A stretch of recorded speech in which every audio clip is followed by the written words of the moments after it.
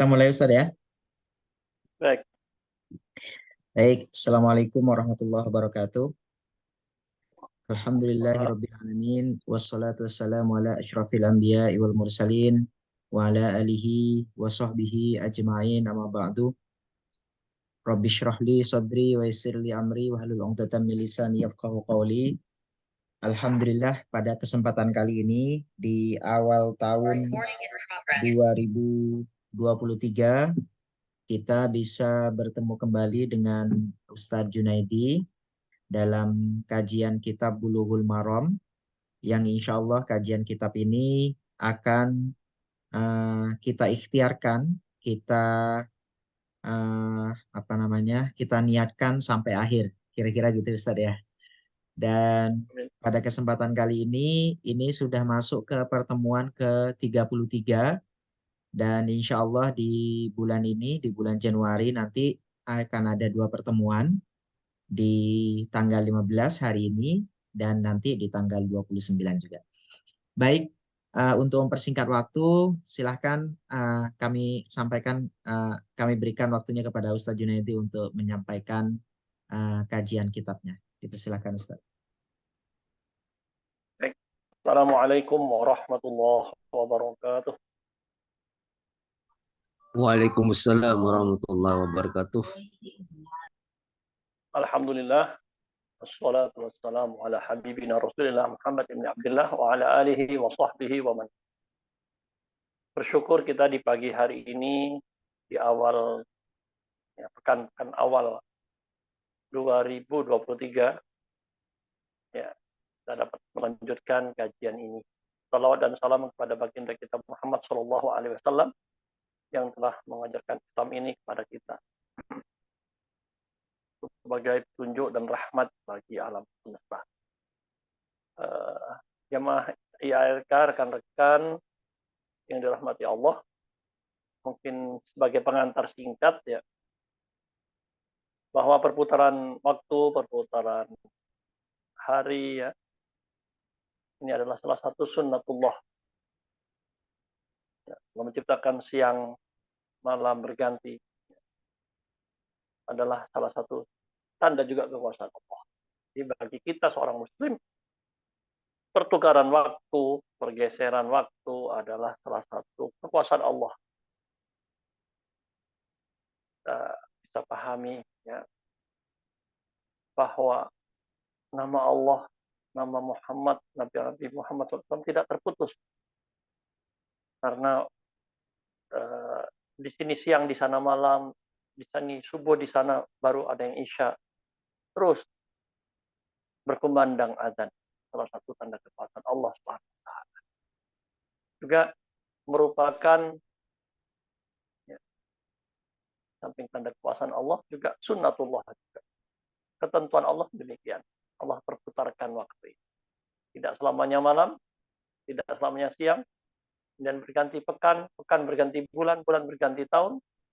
Nah, pergantian tahun sesungguhnya bagi kita adalah tadi di samping ayat Allah, tanda kekuasaan Allah, tanda-tanda kekuasaan Allah juga sunnatullah, suatu kemestian.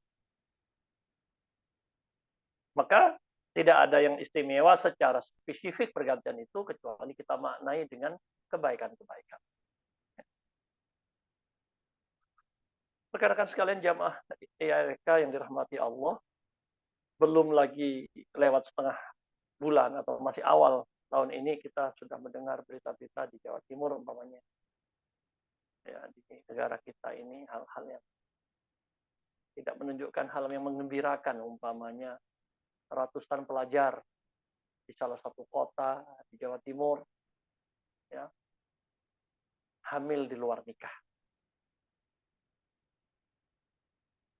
Ya. Jadi ini satu tantangan ya. Pergantian tahun jika hanya dijadikan selebrasi atau hura-hura, tidak memaknainya sebagai suatu waktu yang merupakan tanda kekuasaan Allah, merupakan sunnatullah yang pada hakikatnya semakin bertambah waktu itu, semakin berkurang pula jatah hidup kita. Maka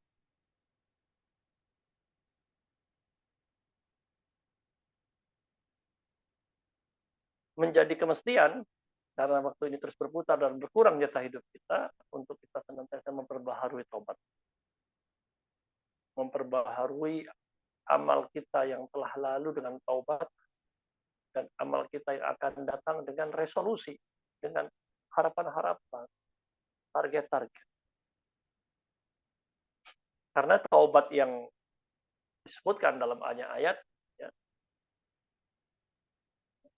taubat yang sesungguhnya itu bukan sekedar meminta ampun, menyesal, tapi ada tindak lanjutnya.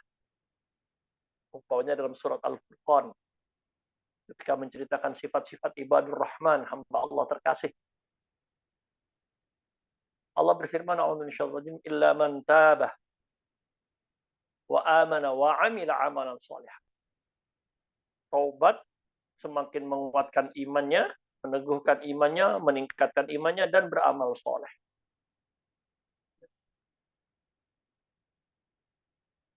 Karena dalam bahasa Arab ada 3 kosakata yang menunjukkan perbuatan, amal, pekerjaan, tetapi memiliki perbedaan. Masing-masing memiliki perbedaan. Kalau sekedar perbuatan, pekerjaan tanpa didasari ilmu, tanpa didasari keyakinan, tanpa disengaja diniatkan dengan baik, itu dalam bahasa Arab ya sekedar pekerjaan disebut dengan fi'al, fa'ala, al-fi'lu. Nah, ini sering dikecam orang yang melakukan perbuatan tanpa ilmu, ya, tanpa niat yang tulus, ya, niat yang benar, mungkin tidak sengaja, karena tidak meniatkan perbuatan tersebut. Labi sama kanu yaf'alun, alangkah buruk apa yang mereka lakukan. Ya. Kemudian ada yang namanya amal, ya, makanya ada banyak digunakan dalam ayat illalladzina amanu wa amilus shalihat. Amal itu adalah perbuatan yang memang didasari oleh ilmu dan disengaja, diniatkan.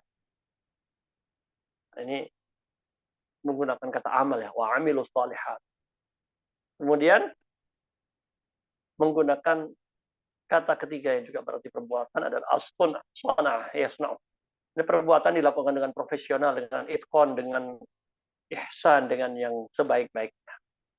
Ya, jadi taubat kita terhadap masa lalu kita ke depan dilanjutkan dengan penguatan iman dan pembuktian amal soleh, bukan sekedar perbuatan. Juga dalam ayat yang lain menyebutkan tentang sanksi bagi pencuri, ya,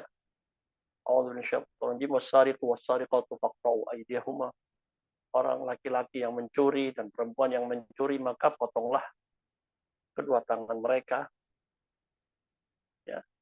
Ini kemudian di ayat berikutnya diingatkan, barang siapa yang bertobat, ya, mimba dia zulmi, setelah dia melakukan kezaliman, melakukan pencurian tadi, wa aslaha, dan memperbaiki. Nah, jadi resolusi kita di 2023 ini, harapan ke depan adalah kita dengan tentu saja melakukan evaluasi, muhasabah, obat terhadap masa lalu, tapi ke depannya harus ada perbaikan. Masalah. Apalagi jika itu bersifat, ya, jika itu bersifat atau memiliki ruang yang lebih luas sebagai seorang pemimpin, bukan hanya pada tataran individu. Secara individu tentu dia harus memperbaiki, tapi jika bersifat, ya, bersifat suatu yang lebih besar, kolektif, komunal, memiliki kewenangan yang luas, pemimpin pada tataran yang lebih luas, bukan hanya pada tataran individu dan keluarga, tapi masyarakat, negara dan bangsa, institusi-institusi besar, tentu ini tanggung jawabnya lebih besar. Bentuk taubatnya tidak sekedar bertaubat, tapi juga ada waslah, bisa dalam bentuk merevisi kebijakan yang zalim, kebijakan yang keliru. Jadi ke depan tentu ya kita sayangkan ya kondisi-kondisi yang tidak semakin menunjukkan kepada kebaikan, perbaikan. Tapi mudah-mudahan sekali lagi masing-masing kita melakukan introspeksi, taubat terhadap masa lalu, dan kedepannya menguatkan iman, menguatkan amal soleh, dan memperbaiki, baik itu pada tataran individu dan atau pada tataran yang lebih besar, kolektif, yang memiliki kewenangan, ya. Kebijakan-kebijakan ini memang keliru, menyengsarakan, menunjukkan ketidakadilan, di sana ada kezaliman, tidak ada revisi. Itulah bentuk taubat.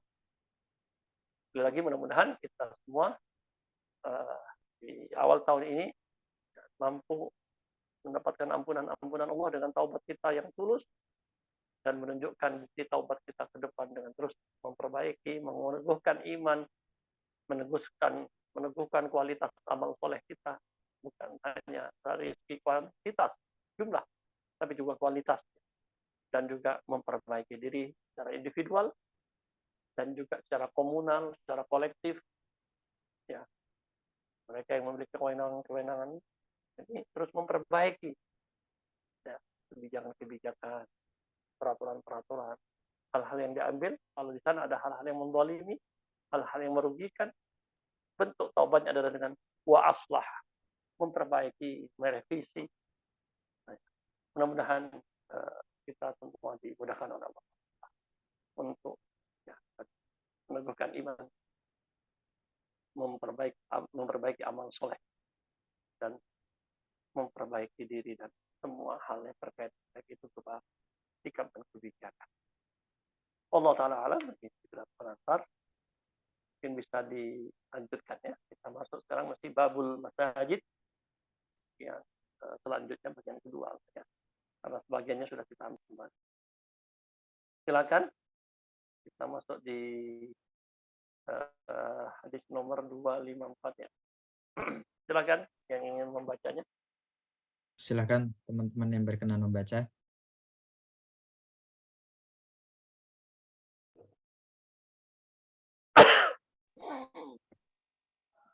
Silakan Salman. Silakan. Wa Nabi Hurairah radhiyallahu anhu qala ba'athan Nabi sallallahu alaihi wasallam khailan faja'at birajulin qarabatuhu bisariyati min sawaril masjid. Al hadits muttafaqun alaih. Baik, kita masuk tentang masjid, hadis dengan nomor 254. Wa an Abi Hurairah, Abdurrahman ibn Sakhr, dari sahabat Abu Hurairah, nama beliau Abdurrahman ibn Sakhr radhiyallahu an. Mudah-mudahan Allah meridai beliau. Beliau berkata, qala ba'athan Nabi sallallahu alaihi wasallam, Rasulullah SAW mengutus khailan. Khail ini secara bahasa artinya kuda, jamaknya khuyul. Maksudnya adalah pasukan, ya. Mengutus pasukan. Faja'at, maka pasukan tersebut, ya, menawan birajulin, datang membawa. Ja'abi artinya membawa. Kalau saya membawa oleh-oleh, membawa buah tangan, itu bahasa Arabnya ji'tu bi, saya membawa apa? Makanya saya bawa buah-buahan. Ji'tu bil fawakih, saya membawa buah-buahan. Ya. Ji'tu bil fawakih. Jadi faja'at birajulin, maka pasukan tadi menawan seseorang, datang membawa seorang tawanan. Farabatuhu, ketika sudah sampai di Madinah, tawanan tadi, ya, mereka ikat. Rabato yarbitu, robpon, ribat, ikatan. Nah, ribatul ukhuwah, ikatan persaudaraan. Ya, ribatul iman, ikatan iman. Dalam banyak hadis kita mungkin juga sering mendengar istilah ribat. Fadzalikumur ribat, orang yang berjaga-jaga di perbatasan, orang yang, ya. So, Orang yang berjihad fisabilillah itu ribat, menjaga, mengikat diri untuk mengamankan wilayah-wilayah perbatasan. Farabatuhu bisariyatin, sariyah tiang. Ya. Maka mereka kemudian mengikat pasukan tadi, mengikat orang tersebut, tawanan tersebut, bisariyatin di sebuah tiang min sawaril masjid. Ya. Di salah satu tiang di antara tiang-tiang yang ada di masjid Nabi, masjid Nabi. Al-haditsah. Hadis ini panjang, tapi di sini potong sampai sini saja. Al-haditsah artinya akmilil hadis atau iqra'il hadis, sempurnakan hadisnya sendiri. Hadis ini muttafaqun alaih, riwayat Bukhari Muslim. Mungkin kita ingin tahu siapa rojulan di sini, ya, ingin kita pelajari lebih lanjut. Orang yang diikat di sini siapa? Ternyata dia adalah sahabat Nabi, ya, karena nanti setelah itu masuk Islam. Jadi awalnya dia non-Muslim, tapi kemudian dia masuk Islam. Adalah Sumamah ibnu Usal. Ar-rajulu huwa Sumamah ibnu Usal. Namanya sahabat tadi, ya, yang diikat tadi sebelum masuk Islam, beliau tentunya adalah Sumamah bin Usal. Sebagaimana dalam riwayat Sahihain dan hadis Bukhari Muslim dan riwayat-riwayat lainnya. Dan tidak ada keterangan dalam riwayat tersebut bahwa mereka, para sahabat tadi, yang pasukan tadi, mengikat Sumamah ini dengan perintah Rasulullah SAW. Jadi, ini adalah perbuatan sahabat, tawanan diikat di tiang masjid. Bukan perintah Rasul, tetapi Rasul tahu dan membiarkannya. Horor, takrir, ini disebut dengan takrir. Ya. Takrir. Justifikasi pembenaran dari Nabi SAW dengan takrir. Ya, jadi ini salah satu bentuk takrir dari Nabi SAW. Dalam kisahnya disebutkan kurang lebih ini diikat selama 3 hari. Tentu saja Rasulullah SAW masih sering melihat. Ini juga bisa dalam riwayatnya menyebutkan kisah, ya, bahwanya ada juga keterangan bahwa dulu sangat benci kepada Rasulullah SAW. Tapi begitu masuk Islam, ya, beliau mengatakan, sahabat ini mengatakan, Rasulullah adalah orang yang paling dicintai. Begitulah iman. Kalau sudah masuk ke dalam hati, merubah. Terjadi perubahan dari yang salah menjadi benar. Dari yang tidak memiliki komitmen menjadi memiliki komitmen. Benci, senang itu juga memiliki pengaruh. Ya. Benci kepada kebatilan semakin kuat, senang kepada kebaikan, kebenaran juga semakin kuat. Itu mestinya pengaruh dari iman, seperti sahabat. Ya. Hadis ini dimasukkan dalam bab masjid apa? Fihi dalilun ala jawazi rabtil asir bil masjid. Bolehnya mengikat tawanan di dalam masjid wa in kana kafiran. Walaupun bukan orang muslim, orang yang kafir.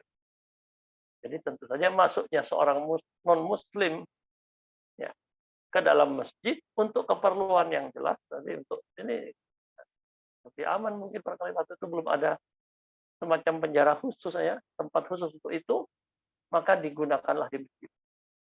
Dari sini juga bisa dipahami ketika Rasulullah membenarkan perbuatan para sahabat ini secara umum atau bisa secara garis besar bisa dikatakan juga mengkhususkan fungsi masjid yang seolah-olah membatasi pada zikir, ya. Al-masjid li dzikrillah, namanya. Innama buniyat masjid-masjid itu dibangun untuk li dzikrillah wa ta'atihi. Untuk zikir kepada Allah dan taat kepada Allah. Nah, juga Rasulullah pernah menempatkan para utusan atau sahabat-sahabat yang datang ya dari Thaqif, ya dari Taif, dari beberapa suku atau sahabat-sahabat yang tinggal di luar Madinah datang kepada Rasulullah SAW Madinah untuk belajar. Disebutkan dalam riwayat lain ada yang sampai 20-21 hari mereka tinggal di masjid. Ya. Nah, cuma itu kan sebagian sudah Muslim. Ada yang sebagian belum Muslim, belum berislam seperti ini, masih menjadi tawanan. Jadi ada utusan-utusan yang belum masuk Islam dari suku-suku yang ingin mengenal Islam atau kemudian tertarik dan masuk Islam. Ada yang memang datang untuk belajar. Karena kalau setiap hari tidak mungkin, jadi mereka menggunakan semacam kursus singkat begitu ya. 20 hari nanti pulang lagi. Ya, ini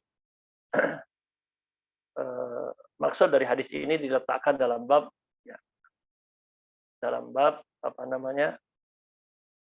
Masjid. Kemudian Imam Al-Khattabi, salah satu pensyarah hadis ya, ulama ahli hadis mengatakan fihi jawazu dukhulil musyrikil masjidah idza kana lahu fihi hajatun. Kafir atau orang musyrik boleh masuk masjid jika memang ada keperluan. Dia contohkan di sini misal ayaqunahu gharibun fil masjid. Dia punya orang yang berhutang kepadanya, orang yang punya hutang kepadanya, kemudian dia bersembunyi di masjid orang tadi. Ya, bersembunyi, menghindar dari orang tadi, menghindar ditagih, bersembunyi di masjid. Ini ya. Atau contoh lain yang beliau sebutkan, mengejar orang yang punya hutang. Kasus-kasus yang lain, umpamanya harus diminta keterangan, minta kesaksian dalam pengadilan ya. Sementara orang tadi ada di masjid, harus dijemput paksa umpamanya dan sebagainya. Ini boleh. Bahkan di zaman Nabi, orang-orang kafir tidak dilarang masuk masjid Nabi SAW. Bahkan kadang duduk di sana agak lama. Dalam riwayat Abu Dawud, disebutkan bahwa Rasulullah SAW atau Nabi SAW, bahwa Yahudi datang menemui Nabi SAW, dan waktu itu Nabi dalam masjid. Nah, dari sini bisa disimpulkan, jika memang ada keperluan hajat, bukan sekedar main-main, apalagi kemudian dilecehkan masjid, itu tentu yang tidak boleh. Tetapi ketika ada keperluan, bahkan untuk kemudian mereka mendapatkan petunjuk Islam, ya, mendapatkan hidayah, ini sarana untuk juga yang tujuannya tidak bertentangan dengan maksud masjid, yaitu untuk zikir kepada Allah dan untuk taatan kepada Allah. Ya, jadi sekali lagi hadis ini menjadi dasar bolehnya non-Muslim masuk masjid untuk satu hal yang memang diperlukan. Ya. Karena innamal musyrikuna najas, tidak otomatis ya fisiknya langsung najis ya. Nah, kecuali memang kita lihat seperti yang kita sudah pelajari, orang Arab gunung, yang Arab Baduy yang apa namanya, buang air sembarangan, ya itu tentu saja ya najis, ya itu dilarang najisnya. Tapi secara zahir ketika mereka tidak ada najis, ya tidak terlarang. Walaupun dalam banyak praktek kita lihat mereka kurang memperhatikan tentang kesucian itu. Beberapa waktu lalu saya dalam sebuah perjalanan berarti di rest area, datanya ada non Muslim gitu, ya, ke toilet, cara bersucinya sepertinya tidak bersuci dengan baik, dengan benar. Mungkin mereka juga tidak mengenal mandi junub, tapi itu yang dimaksud, kalau dimaksud fisiknya fisiknya najis mungkin karena tidak pandai tidak bisa bersuci tadi. Tapi yang jelas adalah najis akidahnya, najis keyakinannya itu jelas. Tapi secara fisik ketika tidak ada ya najis yang jelas-jelas kelihatan, maka masuk masjid juga terjadi di zaman Rasulullah SAW.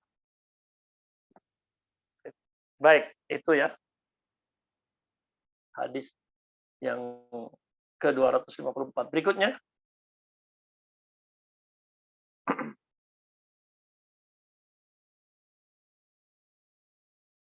Silakan. 255.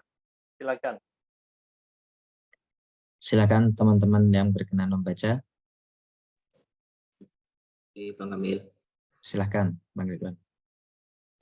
Bismillahirrahmanirrahim. Anhu radhiyallahu anhu anna Umar radhiyallahu anhu marra bi Hasana yumsitu fil masjid. Fala hadha ilai. Aqala qad kuntu umsitu wa fihi man wa khairun minka muttafaqun alaih. Jazakallahu khair. Wa anhu 255 ya, dan darinya, dari siapa? Kembali domir, hu itu kan domir, kata ganti ya. Itu kembali kepada yang terdekat, yaitu Abu Hurairah sebelumnya hadisnya.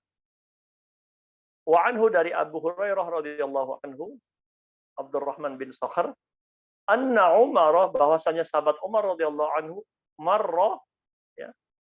Marra yamurru, marra melewati. Ya. Marra bi Hassan, dengan sahabat Hassan, yaitu Hassan bin Sabit, ahli syair, pujangga, suka membela Rasulullah SAW dengan syair-syairnya. Beliau yunshidu, bernasyid, membacakan syairnya, membawakan syairnya fil masjid. Fala hadha ilaihi, maka ketika Umar melihat, lewat dan melihat dan mendengar Hassan bin Sabit mendendangkan syair di masjid, la hadha ilaihi, diperhatikan, wala hadha kan perhatian, catatan, keterangan kecil, diperhatikan, dianggap, dilihat dan dipelototin lah, begitu ya, oleh Umar. Merasa seperti itu, kemudian merasa diperhatikan oleh Umar. Faqala, kemudian Hasan berkata, faqala qad kuntu unshidu, saya pernah ya bernasyid, ya menendangkan syair, wa fihi, di masjid. Ya, hinya kembali ke masjid tentunya. Man huwa khairun minka, ada orang yang lebih mulia darimu, ya, yaitu Rasulullah SAW. Nah, ini dasarnya Hasan bin Thabit berdendang di masjid karena Rasulullah ya pernah mentakrir, ya tadi mentakrir, menjustifikasi, membenarkan perbuatan beliau. Pernah satu waktu beliau bernasyid, berdendangkan syair di masjid, bernasyid di masjid, dan Rasulullah tidak menegur beliau. Yang lebih baik dari Anda, maksudnya Rasulullah SAW. Ya, bisa kita lihat di slide berikutnya. Ya, Hasan ya, itu Ibn Sabit, syair Rasulullah SAW. Beliau adalah ahli syair atau pujangga yang biasa membela Rasulullah SAW. Kunyahnya Abi Abdurrahman. Beliau meninggal sebelum tahun 40 Hijriah di masa Khalifah Ali. Tapi ada yang mengatakan sekitar tahun 50. Ada perbedaannya. Dalam usia 120 tahun. Masya Allah. Berkah. Usianya panjang. Di sini disimpulkan wa fil hadisi, dalam hadis ini dalalatun, ada dalil ala jawazi insyadi syairi fil masjid, bolehnya mendendangkan syair di masjid, membacakan syair di masjid. Ada beberapa hadis yang bertentangan dengan hadis ini. Di antaranya umpamanya hadis riwayat Ibnu Khuzaimah, ya, dan disahihkan oleh Tirmidzi, ya, bahwasanya Rasulullah SAW dari Amr bin Shu'aib, dari ayahnya, dari kakeknya, berkata, Rasulullah SAW naha, melarang, an tanasyudil asy'ari fil masjid, ya, mendendangkan syair di masjid. Di sini Hasan bin Sabit membolehkan, tapi dalam riwayat lain Rasulullah juga membenarkan. Dalam riwayat Rasulullah yang lain, ya, dalam sabda beliau yang lain, sabda beliau kalau tadi takrir, di sini sabda langsung ucapan beliau, ada larangan, ya, mendendangkan syair di masjid. walahu syawahid, dan hadis-hadis ini punya syahid-syahid itu dari sahabat yang berbeda. Ada sahabat-sahabat yang lain yang meriwayatkan bahwa ada larangan untuk mendendangkan syair di masjid. Kalau ada dua hadis yang sama-sama sahih kemudian bertentangan, maka langkah pertama yang harus dilakukan adalah al-jam'u, memadukan. Bukan langsung memilih salah satunya, menguatkan salah satunya, at-tarjih. Ya. Mengapa al-jam'u muqaddamun 'ala at-tarjih? Memadukan ini lebih didahulukan, diprioritaskan daripada menguatkan salah satunya, mentarjih salah satunya. Ya, karena dengan menjamak selama dalilnya sama-sama kuat, sama-sama bisa dipakai, ya, dengan dipadukan, dijamak tadi, kedua dalil tadi jadi terpakai. Li'anna fil jam'i i'malan likilad dalilain. Ya, karena saat kita memadukan, menjamak itu, kedua dalilnya jadi terpakai. Ya. Bagaimana? Wa jumi'a bainaha, hadis-hadis yang membolehkan dengan hadis-hadis yang melarang ini kemudian dipadukan. Ya. Bahwa an-nahya bi anna an-nahya mahmulun ala tanashudil asy'aril jahiliyah wa ahlil batalah wa ma lam yakun fi ghardun sahih. Ya. Yang dilarang itu mendendangkan syair jahiliyah, berisi kesyirikan, ya, jahiliyah, lawan dari Islam. Ahlul batalah itu bisa artinya pengangguran, ya, tidak punya kerjaan, maksudnya ahli batil, ya, yang orang tidak baik, tidak benar. Wa ma lam yakun fihi ghardun sahih, atau syair-syair yang tidak memiliki tujuan yang baik, yang benar. Berarti lihat kontennya. Larangan itu kembali kepada kontennya. Ya, kalau yang disampaikan di tempat yang mulia itu masjid, konten-konten yang bertentangan dengan Islamnya, konten-konten syiar-syiar yang berisi syiar-syiar jahiliyah, syair-syair jahiliyah, ya, atau bertentangan dengan kebenaran, berisi nilai syarat dengan kebatilan, juga motivasi dan tujuannya adalah kebatilan, tidak benar, ya tentu ini dilarang. Yang diizinkan wal ma'dun fi ma salima min dalik, yang tidak berisikan itu, yang selamat dari hal-hal tersebut, kejahiliahan, kebatilan, dan motifnya benar, isinya dan tujuannya benar.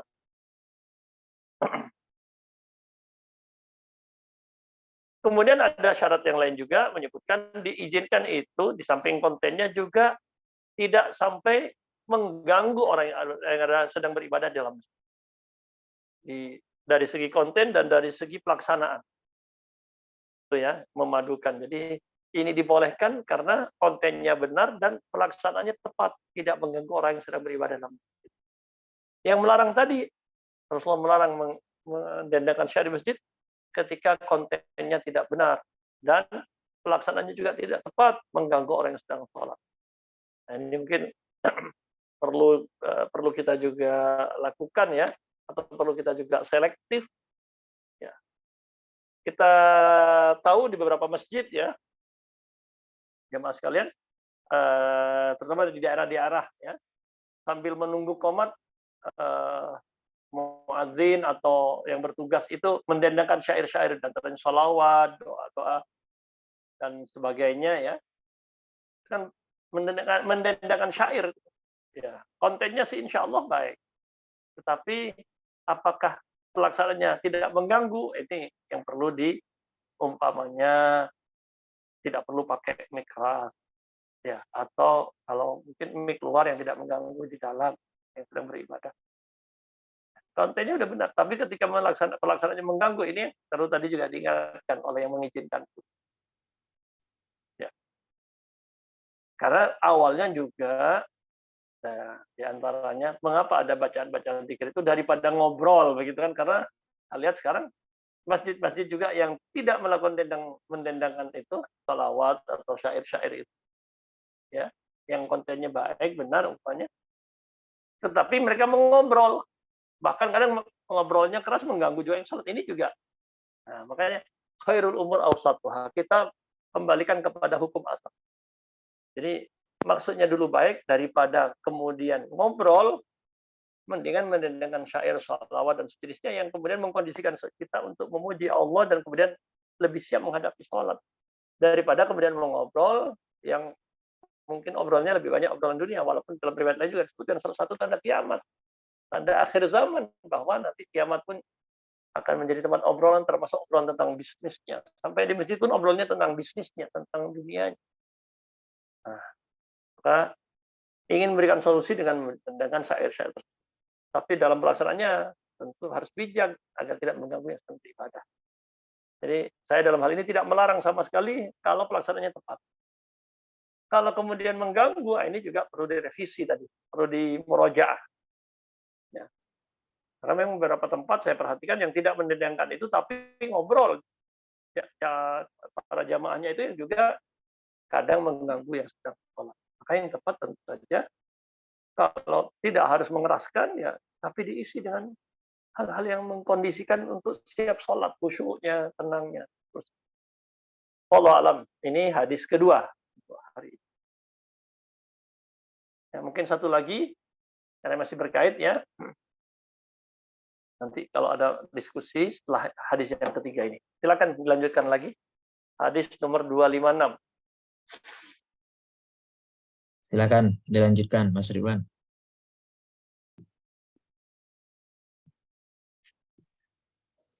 Wa anhu qala Rasulullah sallallahu alaihi wasallam man sami'a rajulan yanshudu dallatan fil masjidi falyaqul la raddaha Allahu alaika fa innal masajida lam tubna lihada rawahu Muslim. Jazakallahu khair. Wa anhu 256 dari sahabat Abu Hurairah radhiyallahu anhu qala, beliau berkata qala Rasulullah sallallahu alaihi wasallam, Rasulullah SAW bersabda, man sami'a rajulan yanshudu dallatan, ansyada yunshidu atau ya nasyada yanshudu. Bisa kata nasyid mendendangkan, bisa juga menyampaikan, mengumumkan. Dallatan, dallah itu barang hilang. Yang menyampaikan, mengumumkan barang hilang. Fil masjid, di masjid, falyaqul, maka ucapkanlah kepada orang tersebut, la raddallahu alaik. Mudah-mudahan Allah tidak mengembalikan barang tersebut kepada. Fa innal masajida, karena sebenarnya masjid-masjid lam tubna lihada, tidak dibangun untuk tujuan pengumuman-pengumuman seperti itu. Ya. Rawahu Muslim, hadis ini diriwayatkan oleh Imam Muslim dan yang lain. Saja berarti derajatnya sahih. Ya. Jadi tadi mendendangkan syair. Ya, di hadis sebelumnya 255. Yang pertama tadi 254 tentang ya mengikat atau masuknya orang non muslim ke dalam masjid. Boleh ketika ada keperluan, bukan yang positif tentunya, bukan malah merendahkan fungsi masjid sendiri. Kemudian tentang mendendangkan syair di dalam masjid, boleh dengan dua ketentuan tadi paling tidak, ya, kontennya benar, kemudian pelaksanaannya benar, tidak tepat, tidak mengganggu orang yang sedang beribadah.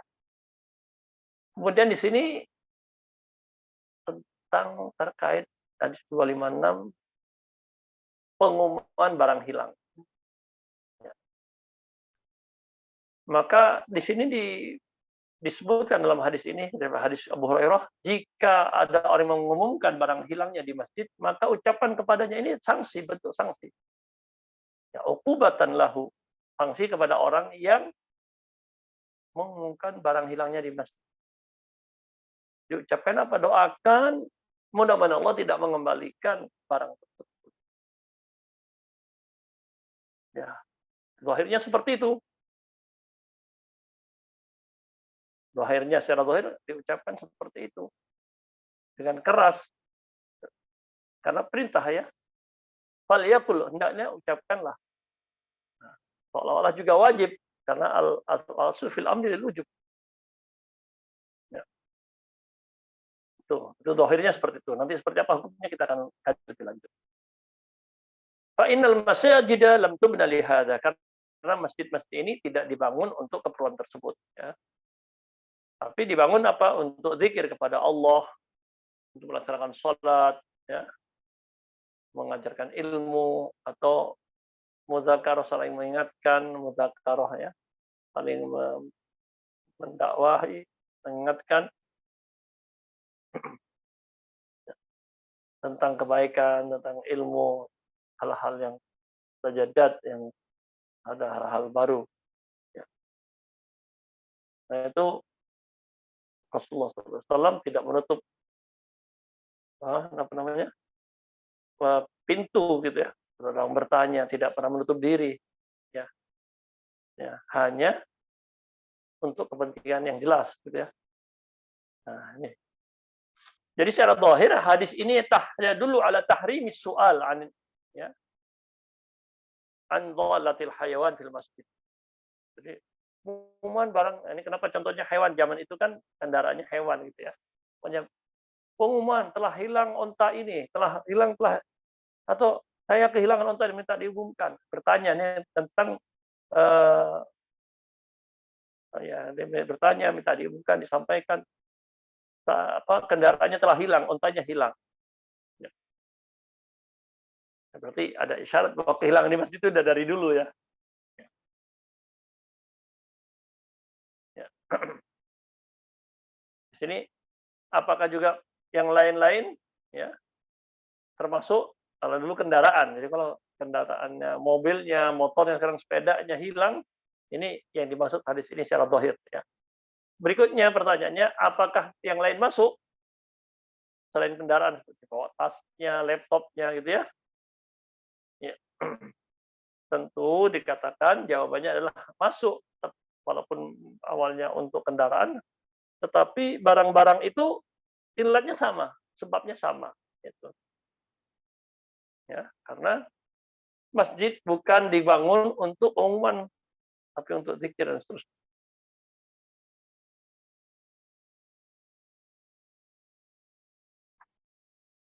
Karena umpamanya barangnya hilang, kemudian dia dulu belum ada speaker, duduk di pintu, menanyai orang yang keluar masuk, lihat barang saya, itu mengganggu gitu ya. Kemudian tentang mengajar, ya, ilatnya jelasnya tadi fungsi masjid berubah, jadi ramai, bising dan sebagainya. Mengajar anak-anak kecil di masjid, mengajar Quran.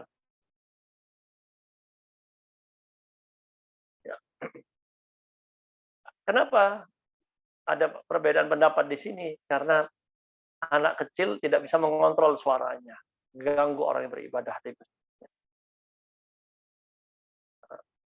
Ada riwayat Wasilah Ibn al-Asqa yang menyebutkan riwayat ya tentang larangan ya anak kecil yang suka mengganggu orang salat. Jannibu masajidakum majaninakum wasibyanakum waraf'al. Ya.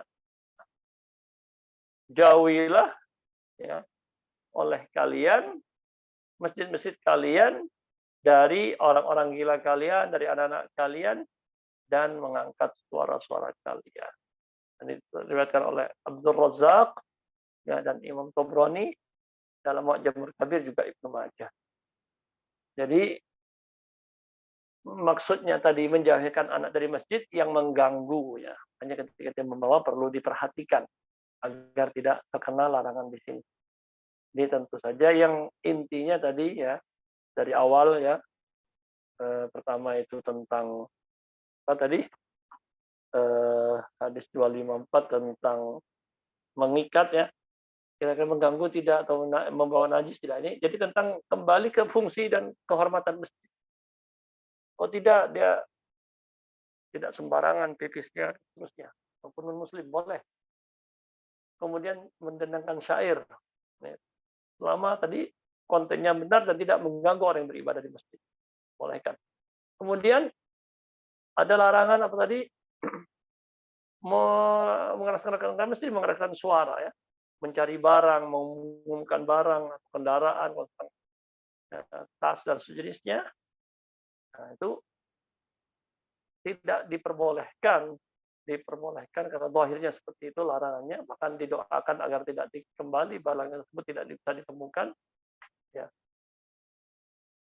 kembalinya ke sana larangannya. Ya. Bahkan ada kekhawatiran ketika mengajar anak-anak di masjid yang kemudian mengganggu waktu orang yang beribadah. Makanya sebagian masjid rata-rata sore ya, yang kira-kira tidak ada orang sholat secara umum. Sholat sunnah terutama tidak ada, karena ada larangan secara garis besarnya sunnah mutlaqah, tidak ada sunnah bebas ya setelah asar itu.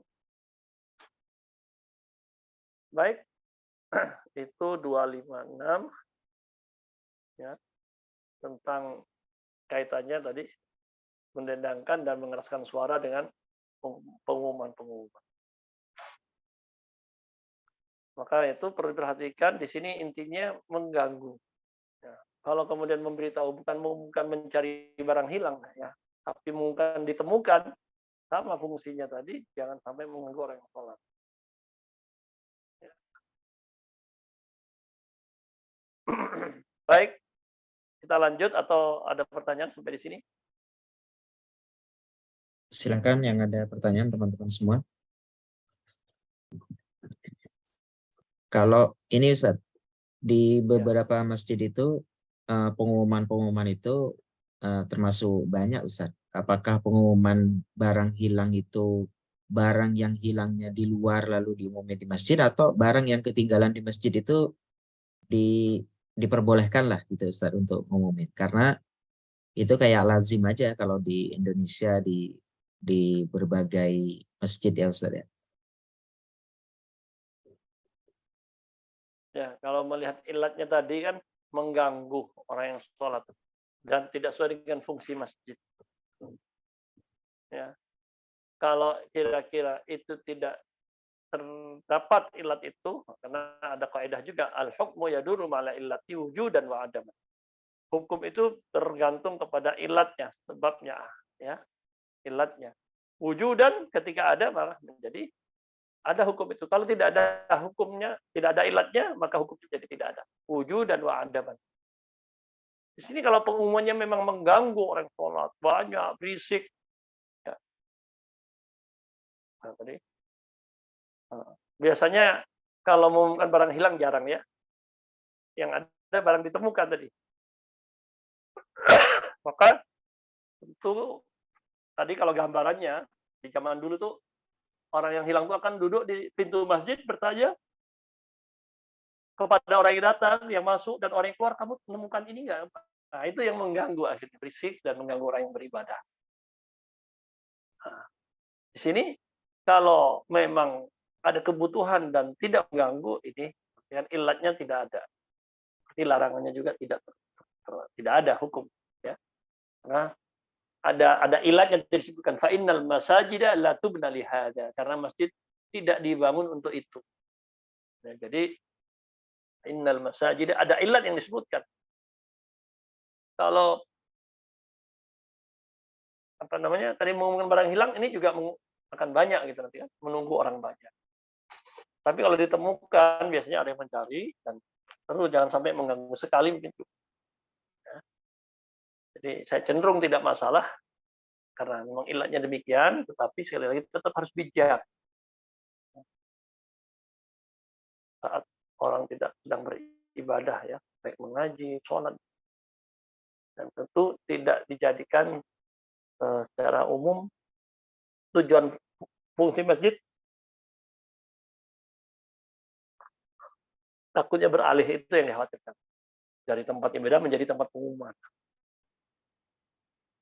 Karena itu tidak boleh juga sering-sering rutin-rutin ya.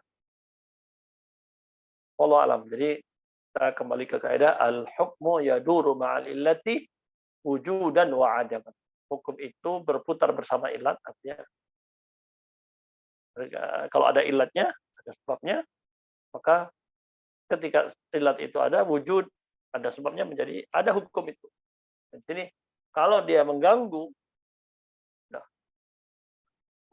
fungsi sholat, fungsi masjid, fungsi sholat, mengganggu orang yang berada di situ, berisik dan sebagainya, itu berarti ada hukum larangan yang terlarang. Kalau memang tidak mengganggu dalam arti teknisnya, mungkin dalam bentuk yang tidak mengganggu orangnya, berarti tidak ada hukum itu. Wujudan Ada ilat, ada hukum. Tidak ada hukumnya. Dan di sini termasuk ilat yang mansusoh, ilat yang sudah disebutkan teksnya. Ya, fa innal masajidah, karena sungguhnya masjid-masjid itu lam tubna lihadza. Wallahu a'lam.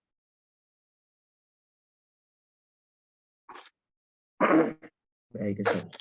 Teman-teman ada yang mau ditanyakan? Silakan. Ya, saya mau bertanya. Silakan. Ya, kebanyakan juga di masjid diumumkan orang meninggal kayak innalillahi wa inna ilaihi raji'un gitu. Apa memang ada dulu memang diumumkan di masjid seperti itu gitu. Kebanyakan saat ini seperti itu. Terima kasih. Baik, jazakallahu khair. Terima kasih. Jadi memang fungsi masjid sekali lagi dzikrillah, zikir kepada Allah, taat kepada Allah, menyebarkan kebaikan. Ini berita duka seperti apa? Pertama, sebelum masalah tempatnya, nah, itu memang ada semacam larangan ya. Nanti di bab jenazah, insyaallah akan dibahas tentang menyiar-nyiarkan, mengumumkan. Larangannya seperti apa?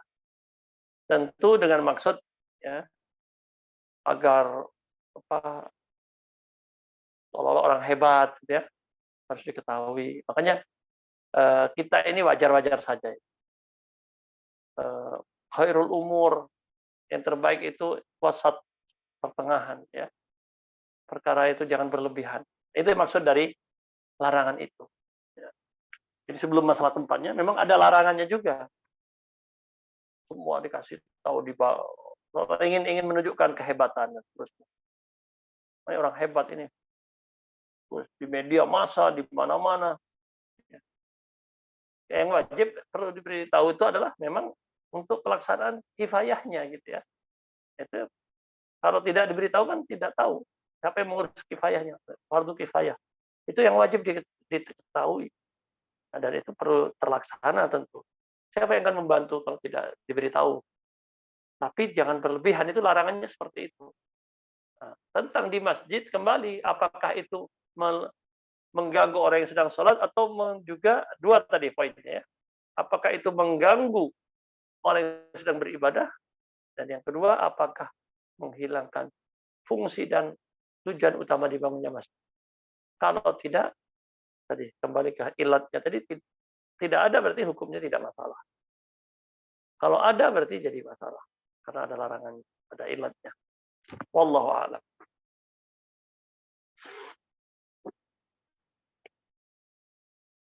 Baik, kalau tidak ada lagi, ada Ustaz. Ya. Ya. Assalamualaikum warahmatullahi wabarakatuh.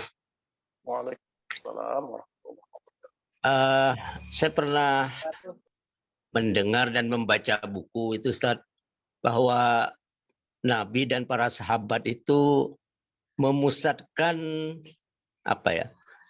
memusatkan masjid itu sebagai pusat kegiatan, baik itu dakwah, termasuk dalam konteks politik dan sebagainya, termasuk bisnis. Nah gitu.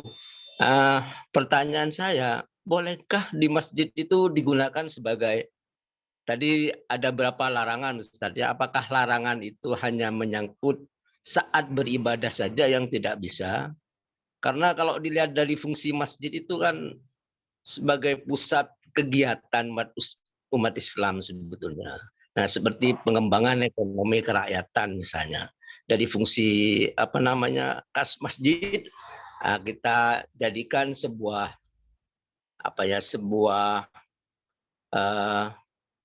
alat untuk kesejahteraan ekonomi umat, misalnya pengembangan usaha dan sebagainya. Nah, kita pusatkan kegiatannya di masjid. Nah, apa kalau seperti ini diperbolehkan? Termasuk kegiatan lainnya seperti kegiatan-kegiatan dakwah dan sebagainya. Terima kasih Ustaz. Assalamualaikum warahmatullahi wabarakatuh. Waalaikumsalam warahmatullahi wabarakatuh. Terima kasih. Nah, ini yang akan kita bahas insya Allah di hadis berikut ini. Silakan di hadis 257. Insya Allah ini akan kita bahas. Nanti jawabannya bisa dapat dari penjelasan hadis ini. Silakan. Silakan Siapa yang mau? yang berkenan membaca.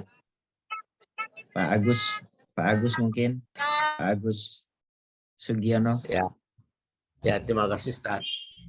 Bismillahirrahmanirrahim.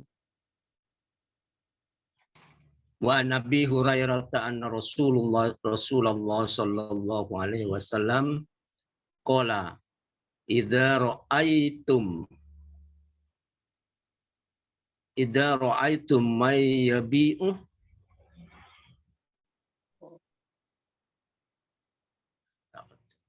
Lanjut. Au.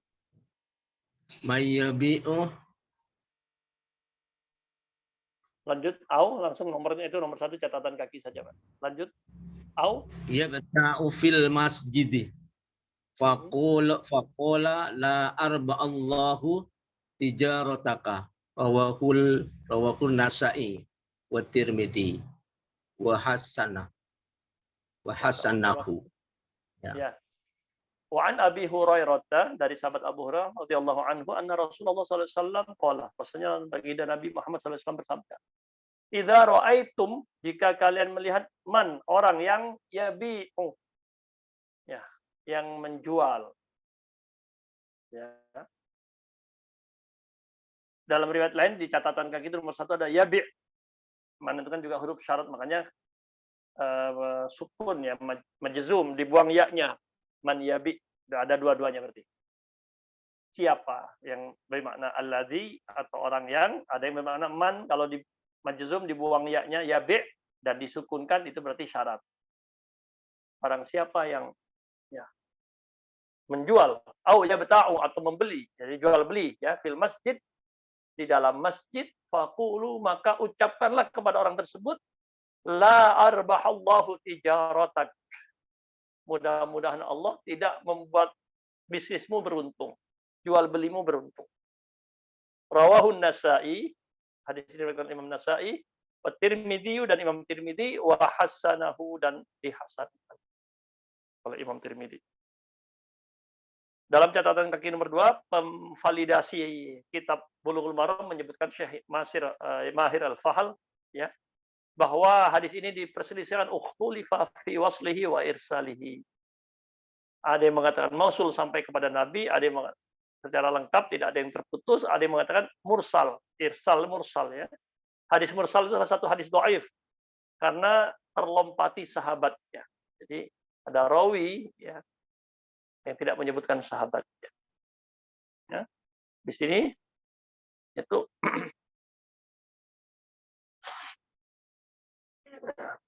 ada yang mengatakan ya, mursal. An Muhammad bin Abdurrahman mursalan, tidak menyebutkan Abu Hurairah. Dan ini yang dikuatkan, riwayat yang mursal ini yang menurut Imam Daraqutni yang kuat, bukan yang mausul yang sambung lengkap. Ya. Ala kulli hal, hadis ini memang ya diperselisihkan, ada yang mengatakan sahih dalam arti hasan tadi bisa dipakai karena bersambung, ada yang mengatakan lemah karena mursal tadi. Tapi para ulama fikih tetap menggunakan riwayat ini menunjukkan hadis ini akan haramnya. Silakan di slide berikutnya.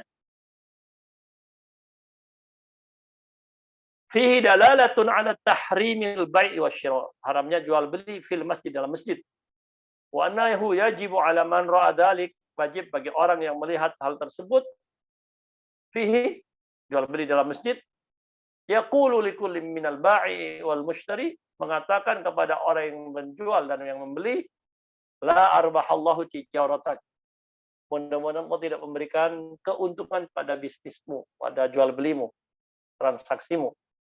Yaqulu, diucapkan jahron secara keras, zajron sebagai bentuk pencegahan, larangan, ya, ancaman, lil fa'ili lidzalika, terhadap pelaku hal tersebut.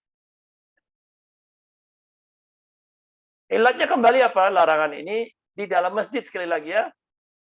Ya, kembali kepada ilat yang saya disebutkan awalnya.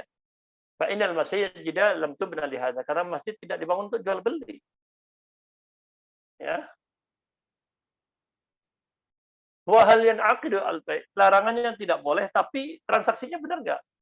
transaksinya benar tapi kena larangan di masjid. Ya, wahal akid, apakah akadnya terjadi? Kalau Imam Mawardi mengatakan yan aqidu ittifaqan, secara konsensus para ulama sepakat jual belinya sah, tetapi ya ada pelanggaran, yaitu masalah tempatnya itu. Jadi karena ini di luar akad itu sendiri. Jadi bukan salah akadnya tapi salah tempatnya. Jadi ini bisa menjawab pertanyaan yang tadi. Kalau di luar masjidnya nggak ada masalah. Masjid itu betul pusat kegiatan, karena ketika pertama Rasulullah hijrah itu ya dasarnya ke sana ya. Aktivitas di masjid sampai pengajian dan sebagainya.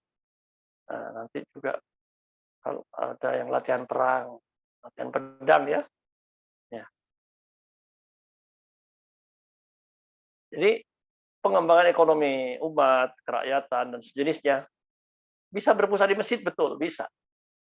Pengelolaannya, ya, arahannya, koordinatornya tinggal di masjid atau dari masjid, dipantaunya. Tapi pelaksanaannya tidak harus di masjid. Di luar masjid. Warungnya kan bukan di dalam masjid. Ini kan jual belinya yang dilarang di dalam masjid. Karena apa? Akan mengganggu orang yang sedang beribadah. Dan tadi melalaikan atau mengalihkan fungsi masjid untuk zikir dan ibadah tadi menjadi pasar.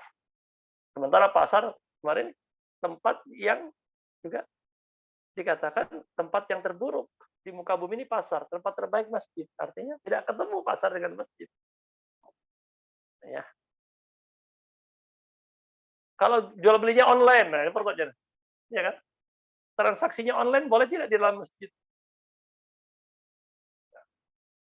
Ya, kalau dia punya kantor sendiri di luar, di ruangan atau lagi di luar masjid, kalau di luar masjid selesai, tidak ada masalah. Sekarang pertanyaan ketika di dalam masjid, ruangannya, ya, ada kan bagian apa usahanya yang menempel di masjid itu, bahkan di dalam masjid, selama tidak mengganggu jamaah. Ya. Kemudian selama tidak mengganggu ibadah di sana, tidak mengehalkan fungsi masjid, akhirnya banyak waktu sholat pun dia tidak harus, kemudian tidak sampai fungsi masjid teralihkan, ini baru larangannya ke sana, kembali kepada ilat. Jadi transaksi yang sudah adzan masih transaksi, ya ini menghilangkan fungsi masjid. Lagi ada larangan untuk hari Jumat, ya. Gimana? Fas'au ila dzikrillah wa dzarul bai', tinggalkan akad itu, jual beli. Berarti kalau sudah masuk waktu sholat juga begitu. Kalau online tidak ribut sekarang online, kan online hanya ada gerakan tangan. Ya. Jadi tidak ada keributan, betul, tapi fungsinya jangan sampai melalaikan masjid. Jadi kembali kepada ilat yang tadi, Pak, ya tadi pertanyaannya saya pikir sudah bisa dijawab. Pengembangan ekonomi tidak bertentangan. Pusatnya bisa di masjid, bisa. Tapi jual belinya, transaksinya, ya tentu kalau itu sifatnya manual, tidak di dalam masjid. Kan juga kalaupun online, ya, tidak juga kan uangnya itu di luar masjid. Sebisa mungkin lebih aman di luar masjid. Tapi kalaupun di dalam masjid, jangan sampai tadi ilatnya mengganggu sholat, mengganggu orang beribadah, dan ya tadi ilatnya tadi kontennya juga dihindari. Berarti kan jual beli dalam masjid, bisa kantornya ya tidak di dalam.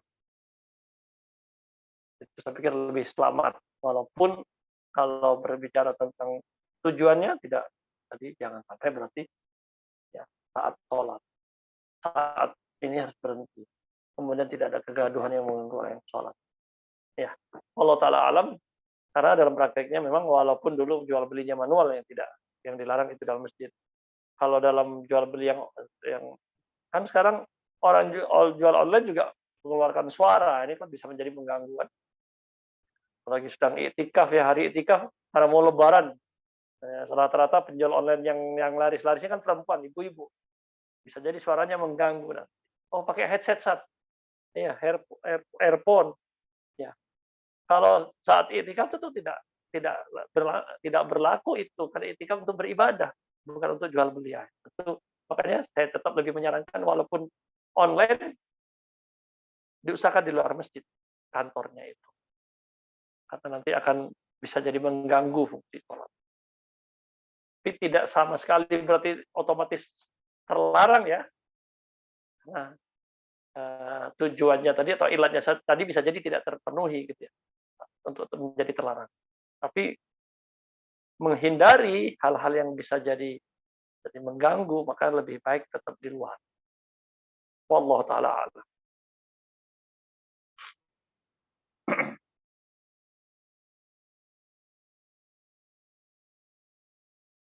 Berikutnya, kalau masih ada pertanyaan terkait ini, ya hal jual beli mungkin fungsi-fungsi lain.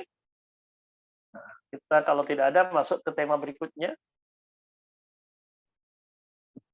Ya, hadis 258. Silahkan bagi teman-teman yang berkenan membaca.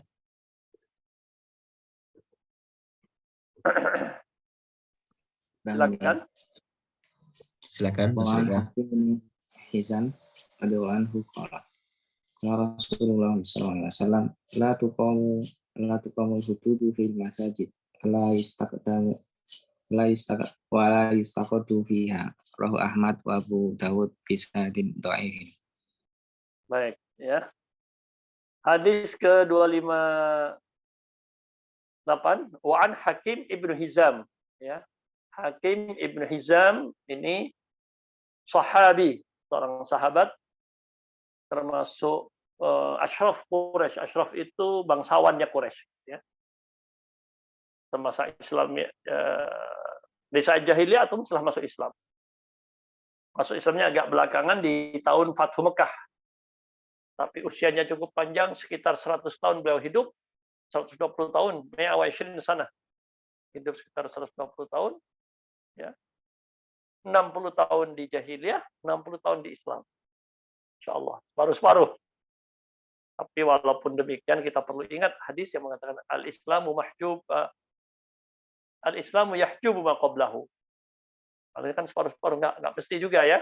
Artinya walaupun dia masuk Islam belakangan, itu jahiliyahnya yang dulu atau kekufurannya itu insya Allah dengan syahadat akan tertutup. Ya. Beliau meninggal di Madinah tahun 54 Hijriah. Ya.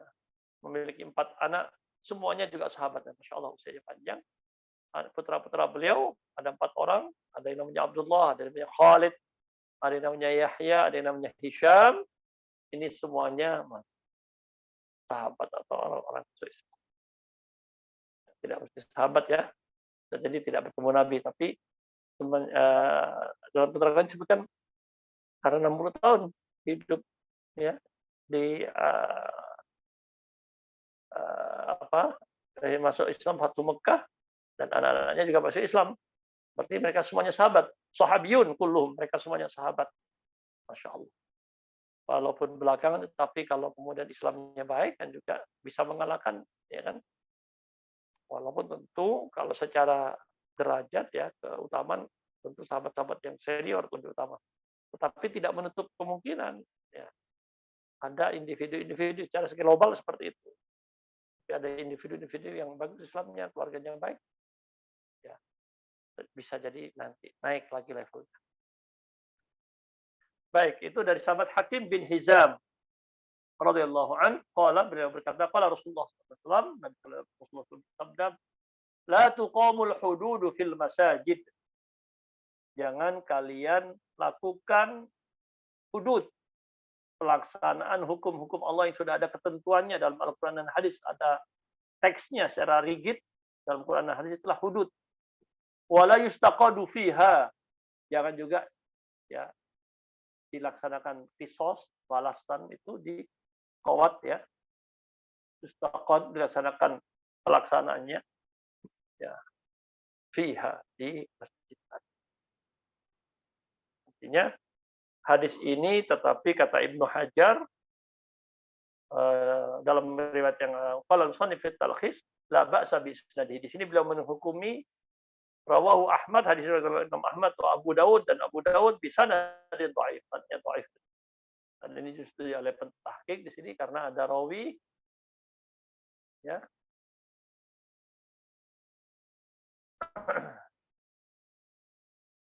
Yang terputus itu Zufair bin Wathimah lam yudrik Hakim Ibnu Hizam. Ini ada keterputusan. Ya. Jadi juga mauquf. Ya.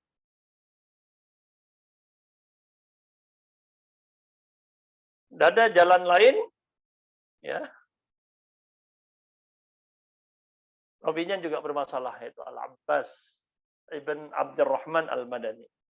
Tapi dalam kesempatan yang lain, Ibnu Hajar dalam kitab At-Talkhis mengatakan, la ba'sa bisanadihi. Artinya, ya, cenderung diperselisihkan hadis ini, ada yang mengatakan lemah, dan ada yang mengatakan masih bisa dipakai. Ya. Wal hadithu dalilun, di slide berikutnya, dari sini kemudian para ulama fikih masih menggunakan hadis ini, ya. Dalilun ala tahrimi, yang tadi, ya. Iqamatil hudud fil masjid ala tahrim istiqadati fiha. Ya. Tidak boleh melaksanakan hudud dan haramnya istiqadah. Qawat itu balas, ya, hukum balas itu di dalam masjid tidak boleh. Ya.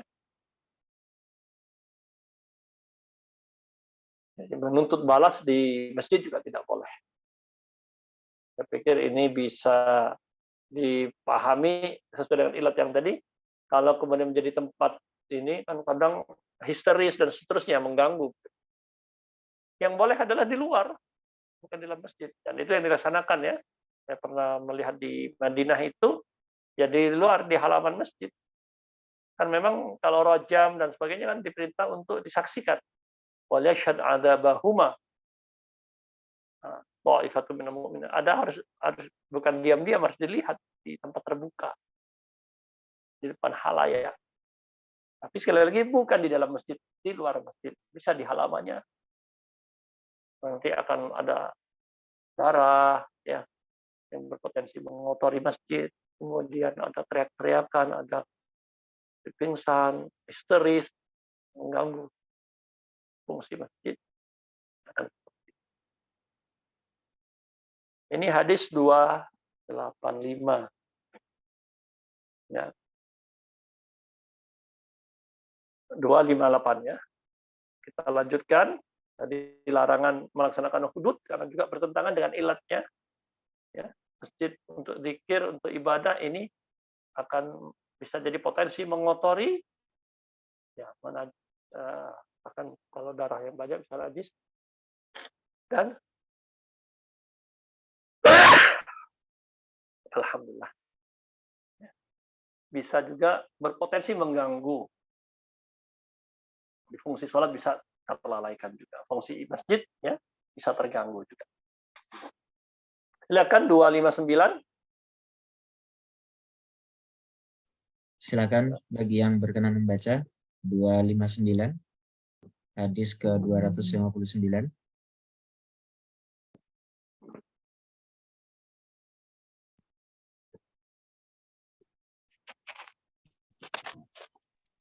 Saya coba, Ustaz. Bagus, silakan. Bismillahirrahmanirrahim. Wa an Aisyah radhiyallahu anha qalat asiba Sa'dun yaumal hududaqi fadaraba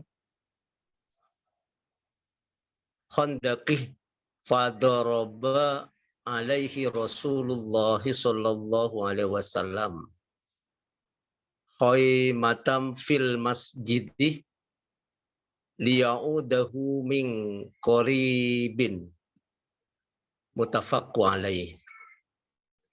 Baik, an Aisyah 259 dari sahabat Aisyah radhiyallahu anha qalat berkata usiba Sa'dun, ditimpa, maksudnya terluka, ya, usiba ditimpa, dikenai, ya, Sa'ad bin Mu'adz. Sa'dun di sini Sa'ad bin Mu'adz salah seorang sahabat yang dijamin masuk surga satu-satunya dari Ansor. Dari 10 itu kan semuanya muhajirin kecuali satu dari Ansor, itu Sa'ad bin Mu'adz. Pada perang Khandaq, Yaumal Khandaq. Ya. sekitar tahun ke-5 Hijriah. Fadaraba alaihi Rasulullah SAW khaymatan. Kemudian Rasulullah SAW daraba, asalnya memukul. Tapi maksudnya di sini membuatkan untuknya. Daraba itu memukul, tapi maksudnya membuatkan untuk Sa'ad khaymatan, kemah, bilik, ya. Bisa jadi dari wabar, ya, dari kulit-kulit itu atau dari pohon-pohonan di masjid, fil masjid. Tujuannya liya'udahu min qarib, agar Rasulullah bisa menjenguknya dari jarak yang dekat. Karena beliau tinggal di masjid atau bersebelahan dengan masjid, kalau dibuatkan tenda di masjid bisa sering dikunjungi. Apakah tidak ada potensi najis? Ya tentu ini sudah lukanya sudah selesai diobati, ya. Jadi di sini jelas, ya, sahih hadis ini dari muttafaqun alaih Bukhari Muslim. Kita lihat slide berikutnya. Sa'ad bin Mu'adz tadi sudah saya sampaikan, ya. Sa'ad bin Mu'adz, ya, Al-Ausi dari suku Aus, Madinah. Aslama bil Madinati. Beliau masuk Islam di Madinah antara Bai'at Aqabah yang pertama dan Bai'at Aqabah kedua. Sebelum Rasulullah hijrah sudah Islam. Setelah beliau masuk Islam, kaumnya juga masuk Islam. Aslam bi islamihi Banu, sukunya itu Bani Abdul Ashhal. Ya. Sa'ad bin Mu'adz ini sukunya Banu Abdul Ashhal, karena beliau masuk Islam termasuk tokohnya, maka kabilahnya, sukunya ini masuk Islam juga. Maka oleh Rasulullah SAW dijuluki Sayyidul Ansar, majikannya orang-orang Ansar. Orangnya pemberani, senantiasa taat, dan beliau mulia, orang bangsawan di kaumnya, termasuk sahabat yang kibar, senior, gitu, ya. Ikut dalam perang Badar, perang Uhud, dan perang, ya.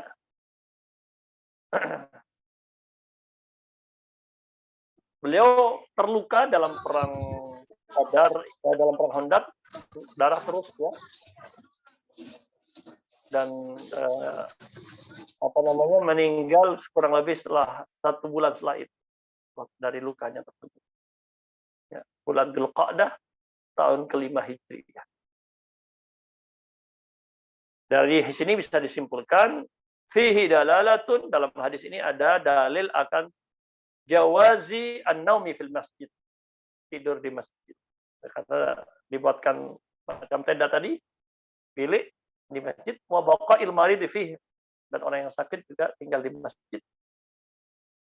Walaupun dalam keadaan terluka. Ya, wa darbil khaymati, ya. Dan boleh membuat kemah wa in mana'at minas shalah. Walaupun terganggu atau terhalang untuk melaksanakan sholat. Nah, ini karena Rasulullah memberikan contoh langsung, ya, boleh. Bahkan Rasulullah ketika ketika itikaf juga membuat kemah. Nah, ini kan lebih kepada fisik, ya, bukan yang banyak dilarang dari tadi adalah suara, aktivitas-aktivitas yang mengganggu. Ini Rasulullah agar saya bisa menjenguk dari dekat. Tadi saya tidak ceritakan kalau tadi orang wafd Tsaqif yang belum masuk Islam datang menemui Rasulullah di masjid. Ini yang sudah masuk Islam pun para pendatang, sahabat yang tidak tinggal di Madinah dari luar tinggal di masjid. Ya, Ahlus Suffah yang miskin-miskin juga ditampung di masjid. Tidak masalah, ya. Yang penting fungsi masjidnya tidak berubah, bukan menjadi fungsi hotel. Tidak dilaksanakan sholat, tidak ada berjamaah, tidak ada pengajian dan seterusnya, itu beralih fungsi nanti. Tapi tinggal di masjid untuk keperluan musafir, asal diatur, tidak mengganggu, ya, kotornya, itu kan dijaga, itu semua tidak ada masalah. Baik, kita ambil satu hadis lagi paling tidak. Waktu kita sudah mendekati 27. Nah, saya kira jelas, ya, Rasulullah sendiri di sini yang meminta, dan hadisnya sahih, tidak ada permasalahan. Satu lagi silakan, hadis 260. Silakan Pak Rahmatullah berkenan membaca di hadis 260, hadis terakhir. Baik. Bismillahirrahmanirrahim. Wa anha qalat ra'aitu Rasulullah sallallahu alaihi wasallam yastaruni wa ana andur ilal habasyah yal'abuna fil masjid. Al hadis muttafaq alaih. Jazakallah Ustaz Rahmat. Wa anha hadis 260 dari Aisyah.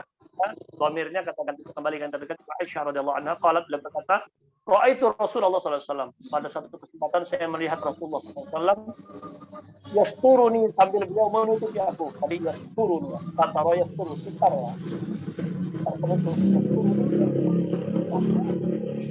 Saya berada di belakang Rasulullah sambil beliau tutupi wa ana anzur sambil saya melihat ilal habasyati, orang-orang Habasyah, orang-orang Ethiopia, yal'abuna fil masjid, bermain di masjid. Al haditsah.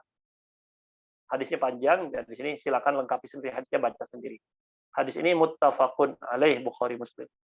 Baik, kita lihat di slide berikutnya. Ya. Ada penjelasan dari pensyarah Imam Son'ani ya. Bahwa dalam riwayat Bukhari disebutkan bermain apa? Annala bahum kana bidaraqi wal hirab. Daraq jamak dari daraqah yaitu apa? Tameng ya, pelindung itu. Tameng. Wal hirab, hirba jamak dari hirba terus tombak. Ya. Juga dalam riwayat Muslim yal'abuna fil masjid bil hirab dengan menggunakan tombak. Jadi semacam ya anggap kalau kita ada bisa bentuknya latihan, bisa jadi bentuknya atraksi gitu ya. Dalam riwayat Bukhari ada keterangan lain wa kana yauma Id, itu bertepatan dengan hari raya. Nah, maka kata pensyarah disebutkan hadza yadullu ala jawazi misli dzalika fil masjid yaumin masafati fi yaumi masafati. Boleh hal ini dilakukan di masjid ya. Mungkin apa namanya?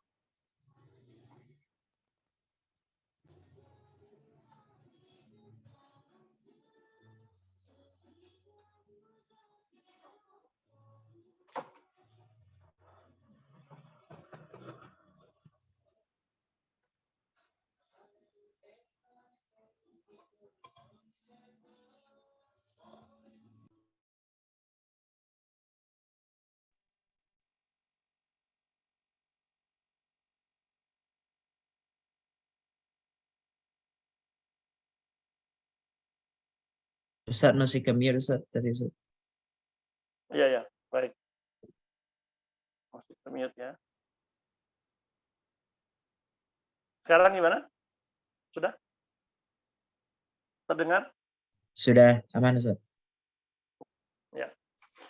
Fahadza yadullu ala jawazi mithli dzalika fil masjid. Jadi bermain, melakukan atraksi, berlatih fi yaumi masarratin, pada hari raya, hari gembira begitu ya. Walaupun ada yang berpendapat kebolehannya ini sudah dihapus, mansuh ya, dihapus berdasarkan Al-Qur'an dan hadis. Di antaranya firman Allah Ta'ala dalam surat An-Nur, fi buyutin adzinallah an turfa'ah wa yuzkara fiha ismuhu. Di rumah Allah itu isinya adalah untuk zikir dan menyebut nama Allah. Juga dalam hadis janibu masajidakum sibyanakum, tadi sudah sebutkan ya, walaupun tadi riwayatnya lemah. Jauhilah oleh kalian masjid-masjid kalian dari anak-anak kalian. Ya. Tapi pendapat ini tidak kuat. Kenapa? Karena tidak ada keterangan yang tegas kan tadi. Memang fungsi masjid itu, tapi di sini selama tidak mengganggu hari raya kan setelah sholat Id masjid tidak ya. Dan kita bisa bayangkan dulu ya, tidak semua tempat tidak seperti kita sekarang punya gedung pertemuan, arena, gor dan sebagainya. Ketika dibolehkan tentu ini memudahkan. Ya. Jadi tidak ada keterangan yang jelas, tegas bahwa itu dilarang. Kemudian juga kronologisnya lebih dulu yang mana juga tidak ada keterangan. Kemudian ada yang mengatakan ini mainnya di luar masjid. Yang di dalam masjid itu Aisyahnya. Ya, ini juga tidak tegas, ya, tidak tepat karena dalam riwayat hadis dikatakan Umar mengingkari mereka seperti tadi ya, Hasan ditegur oleh Umar, dipelototi ya gitu. Karena mainnya di masjid. Kemudian Rasul mengatakan biarkan mereka. Ada. Ya. Juga dalam riwayat lain Rasul menjawab agar orang Yahudi tahu bahwa agama kita itu ada keluasan. Ya. Saya diutus dengan agama yang lurus, penuh toleransi. Jadi kembali ke ilat yang tadi ya. Sekali lagi, jika tidak mengganggu orang yang sedang beribadah, karena hari raya orang tidak sedang beribadah gitu ya. Kemudian tidak menghilangkan fungsi ya, di hari raya kan tidak tiap hari. Kalau latihan kedokteran ya yang rutin ya tentu tidak di masjid. Ini atraksi di masjid. Boleh sekali-kali. Ya, tidak menghilangkan fungsi masjid, melalaikan fungsi masjid. Tentang pembahasan berikutnya tentang Aisyah melihat laki-laki gimana, bukan mahramnya. Ya, bukan mahramnya, orang asing. Ya, boleh. Di sini disimpulkan melihat ya kepada gerombolan gitu, rombongan gitu ya, bukan kepada individunya. Itu kan melihat sambil ditutupi Rasulullah SAW di belakangnya, bukan melototi satu persatu. Seperti kan kalau keluar juga melihat ada rombongan laki-laki keluar dari sholat di masjid, ketemu di jalan, ya melihat bukan melihat tetap larangan ya. Qulil mu'minin yaghuddu min absarihim. Laki-laki hendaknya menjaga pandangan, menundukkan pandangan. Wa qul mu'minat yaghudduna min absarihinna. Perempuan juga melihat menjaga pandangan. Ya, jadi kalau melihat sekedar tahu ada orang main beratraksi, tidak melihat ke fokus ke orangnya tapi ke atraksinya. Nah, itu ya sekali lagi melihat yang mendatangkan syahwat, mengganggu, fitnah itu yang dilarang. Dengan melihat yang fokus ke sana apalagi ke wajahnya atau hal-hal yang menarik. Dan itu kan kalau pandangan tidak sengaja boleh sekali. Keduanya fa'inakal ula wa laysa lakasaniyah. Boleh yang pertama, yang kedua tidak boleh.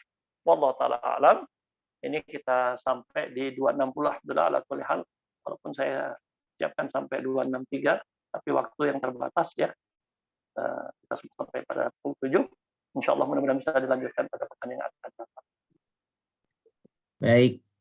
Jazakumullah khairan Ustadz Junaidi atas penyampaian materinya.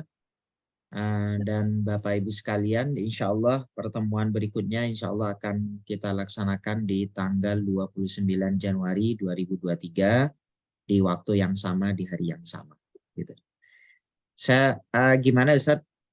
Dicukupkan dulu Ustadz ya? Ya, mungkin. Kalau tidak ada pertanyaan lagi. Iya. Baik. Bapak Ibu masih ada pertanyaan? Oke. Mari kita tutup pengajian kita kali ini dengan doa kafaratul majelis. Subhanakallahumma wa bihamdika asyhadu an la ilaha illa anta astaghfiruka wa atubu ilaik. Jazakumullah khairan buat Ustaz Junaidi dan Bapak Ibu sekalian, mudah-mudahan keberkahan diberikan Allah kepada kita semua atas pengajian ini. Amin. Amin ya rabbal alamin. Sekian dari saya. Assalamualaikum warahmatullahi wabarakatuh. Waalaikumsalam warahmatullahi wabarakatuh.